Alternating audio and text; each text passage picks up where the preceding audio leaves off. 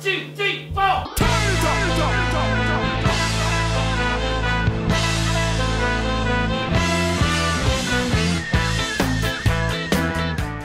Hello and welcome to another NESN Soccer podcast. I'm Mark with Marcus and Nicholas Goss. We are in the full swing of things in the 2018 FIFA World Cup. All the first matches for every team has taken place, including Egypt and Russia have played their second match. We're going to jump right into Mexico's huge upset of Germany. I think the most notable game of the first round of matches.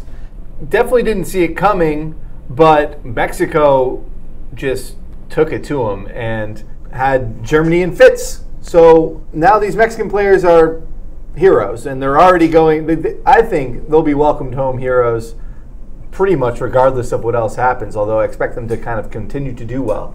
But yeah, where were you guys? Where were you when Mexico beat Germany? I was in my living room. Yeah. I don't think I was. I think I was at my parents' house in New Hampshire.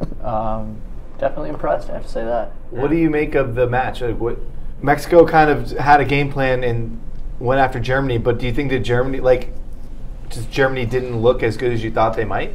As good as who thought they might?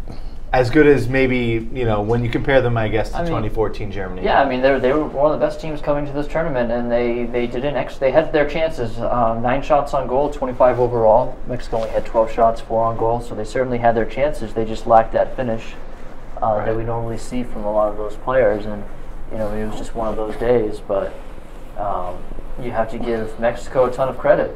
They got that first goal that really energized them, and they defended pretty well. And their goalkeeper was fantastic too. Certainly one of their best wins ever, I would say. It's fair to say, right? Yeah, that's pretty much what I wrote. I was covering the game live. First thing about Germany, how long have I been poo-pooing Germany's chances? Either on this show? Yeah. I don't want to repeat what I've said over and over again, but this team was just bound for a fall. And then I saw in the starting lineup, Manuel Neuer was in there, Julian Draxler was in there, and I'm thinking, what are these guys doing out there? This is the World Cup, and Manuel Neuer hadn't played a game since September, or at least a competitive game.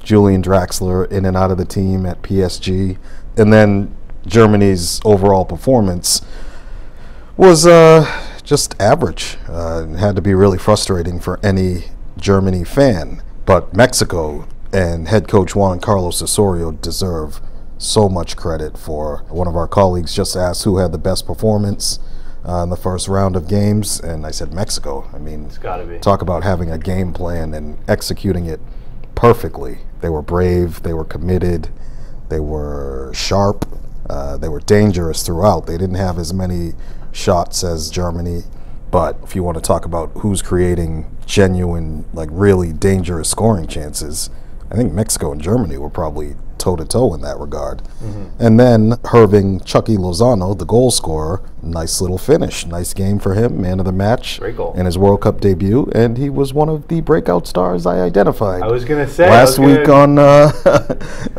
World Cup Now. Yeah. So, well, just for I told you so. I guess is a long way of, what I'm really trying to say is I told you so. Just for some historical perspective, Mexico had never beaten Germany. They had beaten West Germany in 1985, but Germany was 3-0 versus Mexico in World Cups entering this game. And when the draw was made months ago, everybody just felt bad for Mexico. And we were poo-pooing Mexico last week with all of their off-the-field issues. Yeah. And to kind of put all of that aside and come out and get the upset win and just kick off their World Cup. Very impressive, yeah. And so as we reset now, which I guess we'll continue to do after each stage, but Mexico will now play South Korea on the 23rd and then Sweden on the 27th. Obviously, both of those teams, in theory, aren't as good as Germany. I think we're all going to agree that we really like their chances to advance to the round of 16 and maybe do even more damage beyond that. Yeah, I think this is the group of death, or one of the groups of death, and now with Germany losing to Mexico in the first game, I think this is really going to be the most competitive, fascinating group maybe going forward, because I think you've got 3 teams that can win the group, with Sweden also winning their first game. I mean, they're also very good. South Korea is no pushover as well. Their loss to Sweden was just a 1-0 score. So I'm looking at this group, and I'm really interested to see how it's going to unfold, because I think there's a lot more intrigue now that Mexico is beating Germany in the first game. Oh yeah, that throws everything up into the air. Mexico's going to win this group. I certainly hope so. I'm pulling for Mexico. I do expect them to beat South Korea. So you're on Team Landon? Yeah, Team Landon. Should we talk about that? I think as people. Yeah, we probably should. Yeah. What is the big deal? He's in a commercial. I don't know. Landon Donovan, Nick, you're probably not familiar, but over the weekend, Landon Donovan came out with there's this ad campaign for Wells Fargo starring Landon Donovan, where he decides to root for Mexico. The fraud alert thing, he gets the text. Yes. And he's catching flack from some of his former USA teammates about it, and some of U.S. soccer Twitter is coming down hard on him. Inferiority complex. That's what I think. I kind of agree with him, though. Like, if a great Red Sox player did that with the Yankees shirt on it, I think it's completely different. No, but it might be a little. I mean, the principle is the same thing. That you've got a fierce rival, right, that you're supporting because your team's not in the playoffs, or in this case, the World Cup. I can see where those guys, the critics, are coming from. But you have to put this in the context of Landon Donovan, right, who has always had a bit of a love-hate relationship with Mexico. When he was young and brash and blonde hair, it was more hate. But as he's gotten older, Landon is currently, he came out of retirement to play in Mexico, and part of his rationale was to help sort of reverse the tide of anti-Mexican sentiment that exists in the United States towards Mexicans. And he's sort of on it's on a personal mission of his, is to spread love between the two countries, using himself, who is such a lightning rod. And yeah, I like it. I think it's, I think it's one of those things that's just bigger than soccer. But we didn't really mean to talk about that. I'm glad we did. Yeah, me too.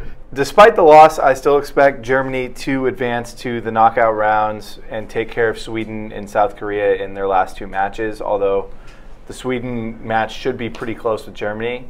And yeah, I mean, I'm still sort of believe in Germany to make some noise in the tournament. Yeah, I'd be pretty surprised if they don't advance. Like I said, they had 61% possession. They doubled Mexico's shots on goal, and overall, I think if they'd 8-1 advantage in corner kicks, if you told me they were going to do that before the match, I'd be pretty surprised if you said they were also going to lose. I think, they're still, obviously one of the most talented teams in the group, but it is a tough group, and Sweden's no pushover. I mean, they didn't allow any goals to Italy in the 2 playoff legs. They didn't in their first game in South Korea. Germany's really going to have to earn it here, even though they're, defending champs. Germany is on the verge of meltdown.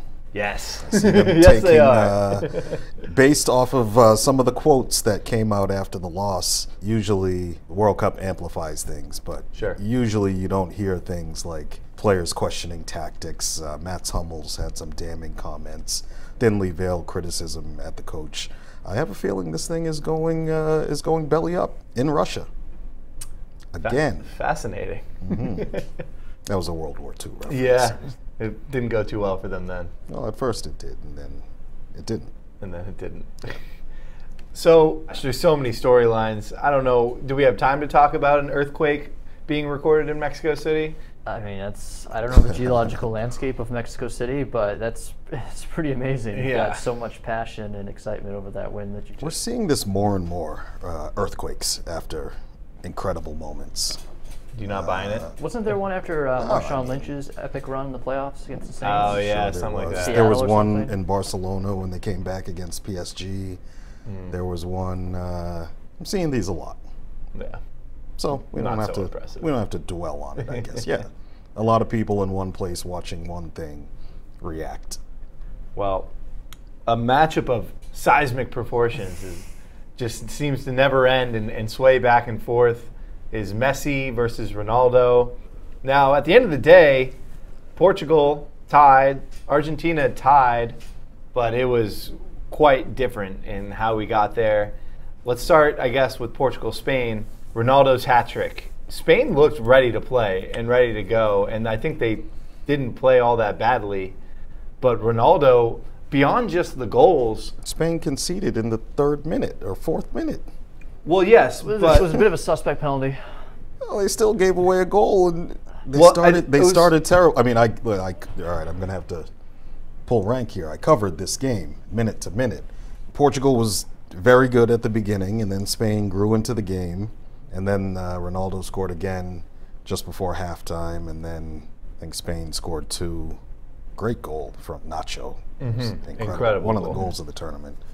And then that free kick from Ronaldo, which caused an earthquake in Lisbon. I don't know if it did or didn't, but yeah, that caused an earthquake around the soccer world because it was awesome. my goodness. I mean, if you want to talk about drama, last kick of the game, effectively Portugal down 3-2, and he just hits it perfectly. For me, the best game by far of the tournament. It was one of the greatest World Cup games ever. Yeah, it's one of the Period. best team games I've ever seen. Tremendous goals, 2 great teams.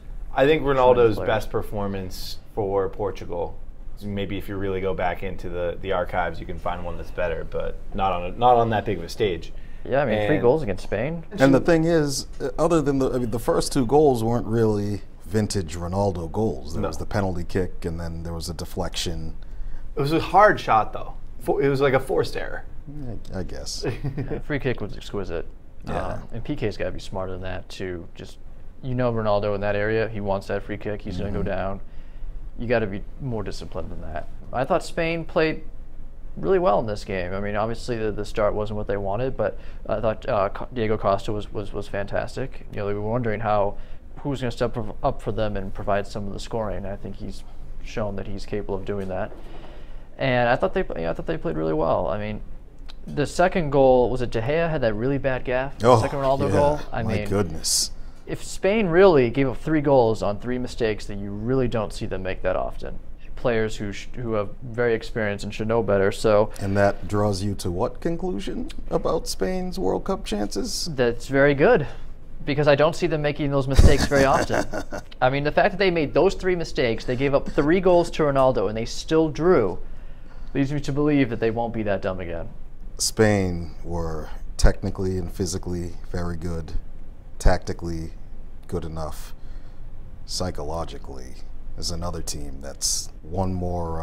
I was surprised they actually came back down. When they conceded that early goal, I was like, I wrote them off for dead, and then they scored, and then they gave up a goal before halftime, and I wrote them off for dead, and then they looked like they would win and make me eat my words, and then Ronaldo happened. But yeah, I mean, in tournament play, the psychological and the tactical are paramount over the technical and the physical, which helps you win leagues. Those are the major advantages. Yeah, this Spain, I have serious questions about their mentality. Going forward, it's good. They showed good character to come back twice and, then even take the lead. But defensively, well, it's close in that Spain could have, as Nick has said, could have easily won this game.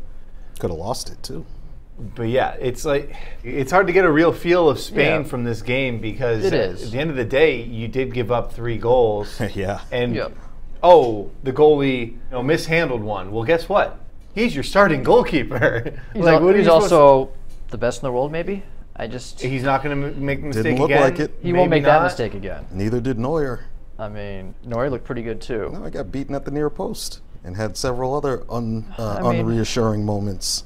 For someone who came back and hasn't played a competitive game since September, I thought he was okay. But De Gea, hard to see him making that kind of mistake again. Not many goalies are going to do that on this stage, let alone people of his caliber. After the whole coach thing that happened, for them to come out and play as well as they did against a quality opponent, I thought it was an encouraging performance, something they can build on for sure. They just have to clean up some of these mistakes that I think they can, because they're veterans that made them to know better. Well, they'll still advance out of the group, I think, with Iran leads this group, by the way. Yeah, yeah, they do. It was kind of a disappointing performance for Morocco, I think, to lose to Iran. But I do expect Spain and Portugal to win, I guess, all 4 of those games versus those teams. But Ronaldo's performance was just unreal, and he keeps pulling further and further away from Messi as in sort of the later part of their prime, I guess you'd say. At least internationally. Where I guess Messi had the dominance, I guess you'd say, in the first part of their prime.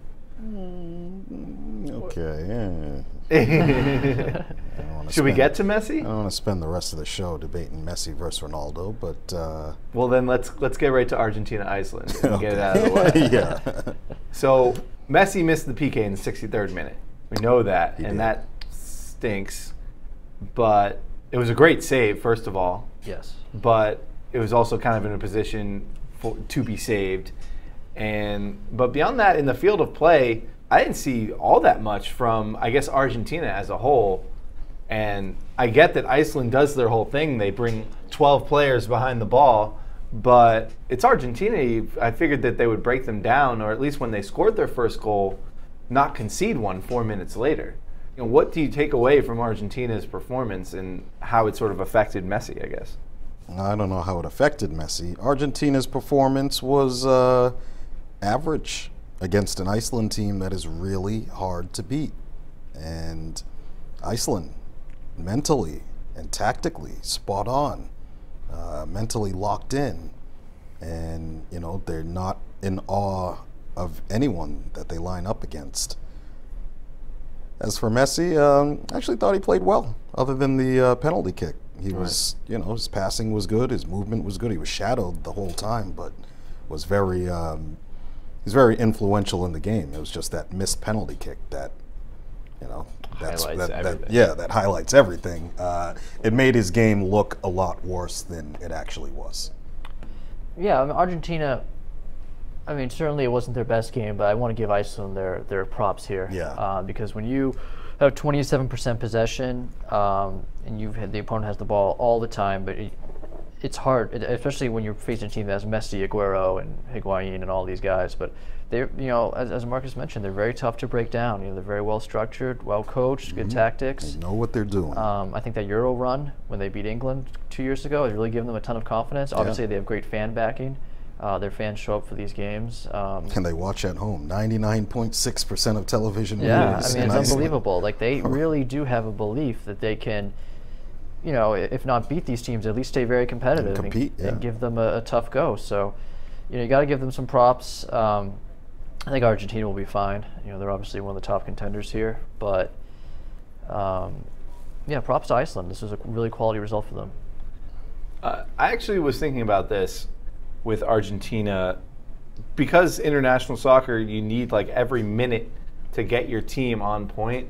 Their last friendly being canceled, kind of going into a game like when you're facing Iceland and you need to be on top of your tactics because you know that they're on top of their tactics, that not having that extra warm-up game to kind of maybe get some more things in line, going into this game was like really bad timing just to not have it when you're trying to face a team that you have to break down. Right. And it's going to take 90 minutes to break them down. There was definitely a lack of sharpness that we're usually accustomed to seeing from Argentina. And that probably won't be an issue the next game then. But I think that's certainly true. These, as far as from the Messi-Ronaldo storyline, these were like kind of the big fireworks that we got right off the bat. I think it'll kind of quiet down until the knockout rounds. They may score and whatnot, but it's not going to be such a highlighted. Not if we Ronaldo scored the free kick. Not if we don't stop talking about it. Messi missed the PK, and it's all anybody's talking about, like us.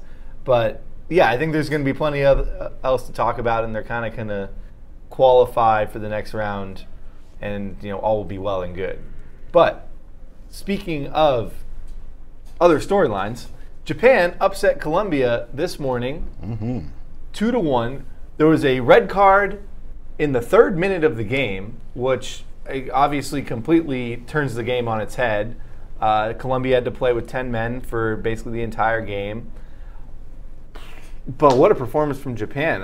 One of their best World Cup wins ever, if not the best. Yeah, Japan came into this team with, and they've got... they went to the quarterfinals in 2002. Right. And they've got a fair amount of talent. They've got guys who play in all over Europe, and they're no strangers to this tournament. Fantastic result. You get that late goal, and I believe it was a set piece, if I'm not mistaken. So, yeah, really impressive result. And Colombia now has to be not about near perfect to advance from this group. They definitely got their work cut out for them now. Yeah, disappointing from Colombia.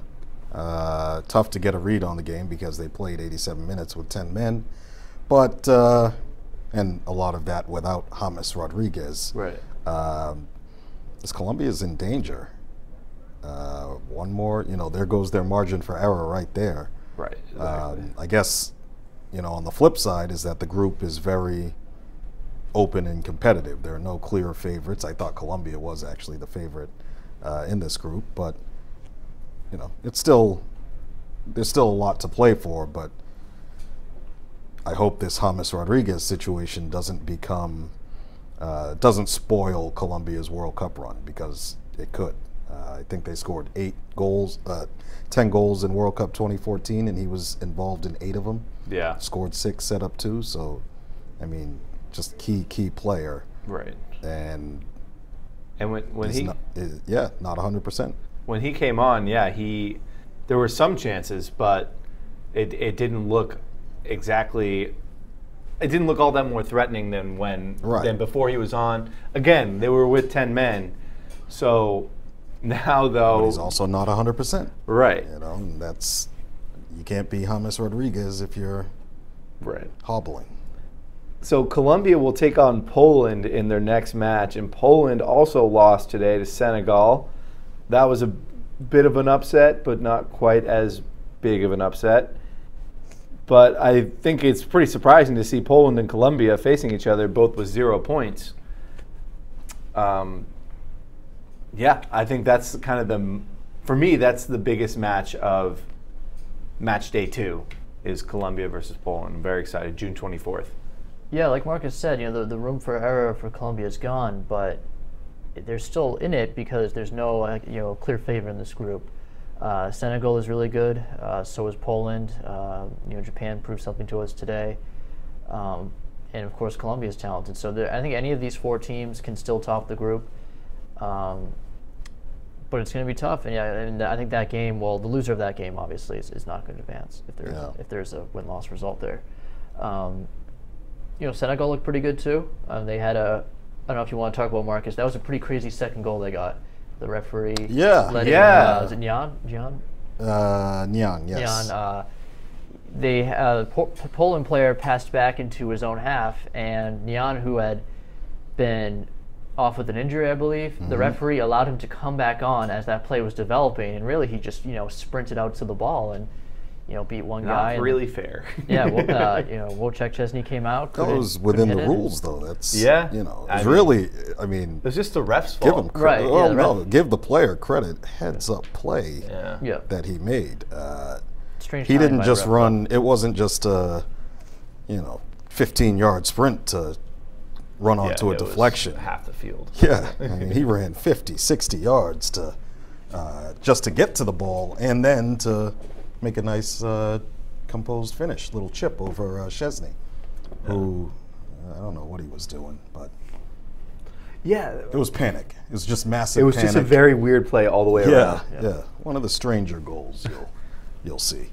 Well, disappointing for Colombia, but one favorite that didn't disappoint was Belgium. They took care of Panama 3-0, and it doesn't sound like much. It's Panama, it's Belgium. A 3-0 win kind of seems like how things should go, but with how the rest of the tournament has gone, after the first round of games, it ends up being that of the favorites, Belgium pretty much had the most complete performance, it seemed like. Yeah, Romelu Lukaku had 2 goals, and Dries Mertens 1 goal.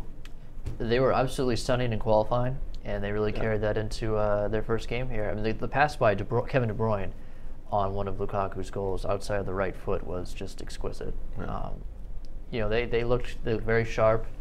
I think they kind of feel out the game a little bit in the first half, and then the second half they just turned it on, and Panama had no defense for it. So a very impressive start for Belgium. Probably a good confidence booster. Good to see Lukaku continue his fine international form for them. So, did it at all worry you, if you were a Belgium fan, that it took two moments of absolute magic for them to get past Panama. It wasn't so much of a run of the play, domination advantage that they created, but just, Martins' goal was outstanding. The pass from De Bruyne to Lukaku for his first goal, excellent. Lukaku, nice little, clip finish on the third goal, but I'm not convinced about Belgium.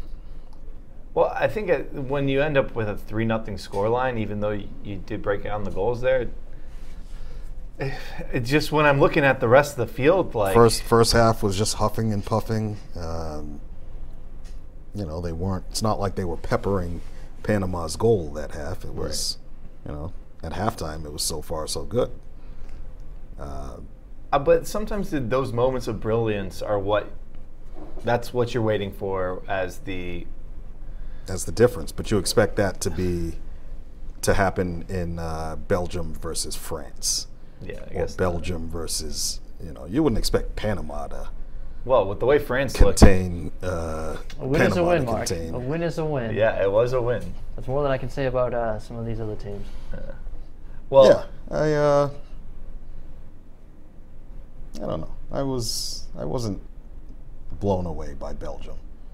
Well, they did what they had to do against a much inferior opponent. Right. And shouldn't they just have beaten them comprehensively? I know that's what the scoreline says, but. But for a great example is, what about Argentina? They should have just beaten Iceland soundly, but Iceland brings everybody behind the ball, and they're tough to break down. And so they didn't have too many. They had one moment of brilliance, and didn't take advantage of their other moments, and they tie. Belgium, the opposite. I don't think we learned anything great about Belgium, but they just did it. They did what they had to do, and that's what you got to do in this tournament. You have to beat the teams you should beat, and you need your best players to step up, and that's what they got. So, they need that to continue. Croatia, also impressive. Did I really just try and beat Belgium with a stick after a 3-0 win? Use that as a stick to beat them with? I did, yeah. I'm in a weird mood today. A lot of World Cup flying around. Yeah. Croatia also looked very good versus Nigeria. Nigeria, very good opponent, but they get the 2-0 victory. I think just with the way their group is playing out, they play Argentina. The reason I bring them up is because they play Argentina in their next match. So Croatia versus Argentina. Argentina looking to get some points on the board. Just kind of very intriguing that they looked as impressive as they did, and now they're taking on their group favorite. When suddenly maybe Croatia is the group favorite. Yeah, it's certainly not an easy game for Argentina. Croatia is very good. We talked about Luka Modric before the tournament as one of the better players in this tournament, and had another goal and a penalty. Yeah. Croatia's good. Argentina's going to really need a really good performance, and if they drop points, Iceland's going to be tough to beat, or tough to beat. And Nigeria is one of the best teams in Africa, so. Argentina's margin for error is very, very small right now. Yeah, I think this Group D, I think anybody can beat anybody.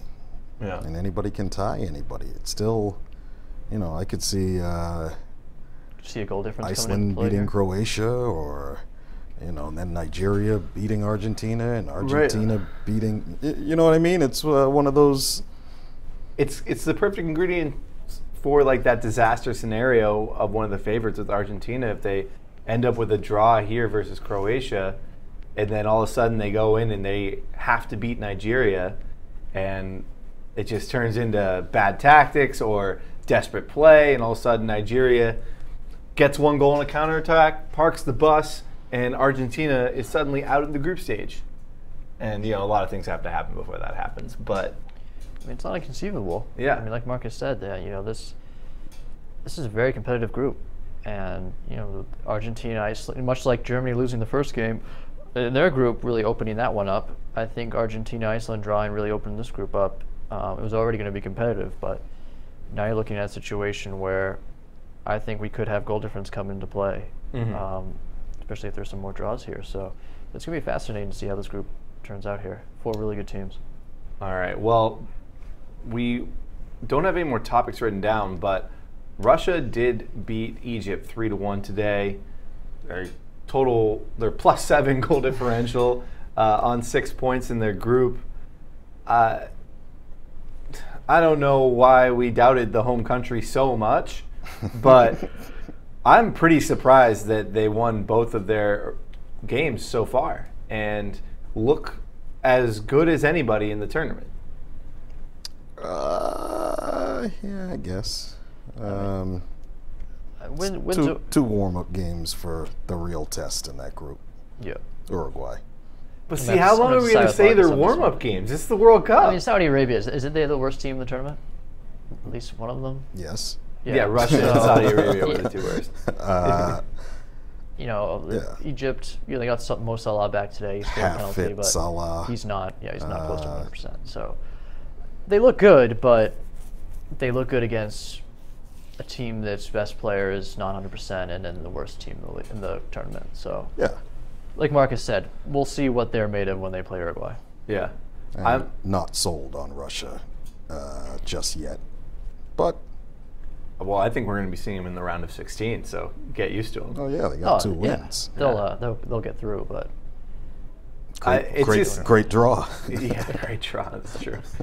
It's also just it's always better when the host country is doing well, and you're seeing these gigantic crowds and whatnot. So, despite the fantastic Egyptian fans and their awesome clothing and like garb, it's just Egypt might be my favorite fan base, but good for Russia. I'm happy for them. Anyway, Matchday 2. I mean, we've already talked about a lot of these matches coming up, but do you have one that really sticks out after the first set of matches? I think we talked about Argentina, Croatia a good amount, Germany, Sweden. We'll be tracking Mexico. All of them. Yeah. There's some really good ones coming up. I mean, like we got the list here. How am I supposed to pick from Argentina, Croatia, Germany, Sweden, Mexico, South Korea, Brazil, Costa Rica? There's some, Serbia, Switzerland. There's some really good. Don't pick. Just watch them all. Yeah, really good games. Whenever you can. I don't know about you guys, but I've been sneaking around the NESN office, turning certain TVs onto the World Cup. Yeah, I haven't been doing. Turning the volume up a little bit, but trying to boost awareness. Yeah, I guess so. All right, well, we'll be back podcasting, I think, early next week. What day is it even? It's Tuesday. Today is Tuesday. Yeah, at the conclusion of the next round, the Matchday 2 matches, we'll do another podcast. Thanks for joining us this time.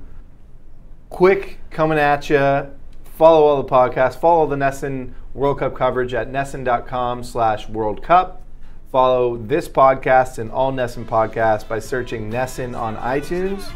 And be sure to look out for our World Cup digital show, World Cup Now, on all of our social media pages. Thank you for joining us. Nick and Marcus, thank you for joining me. And you're welcome. Yeah. Thanks, guys. Anytime, Mark.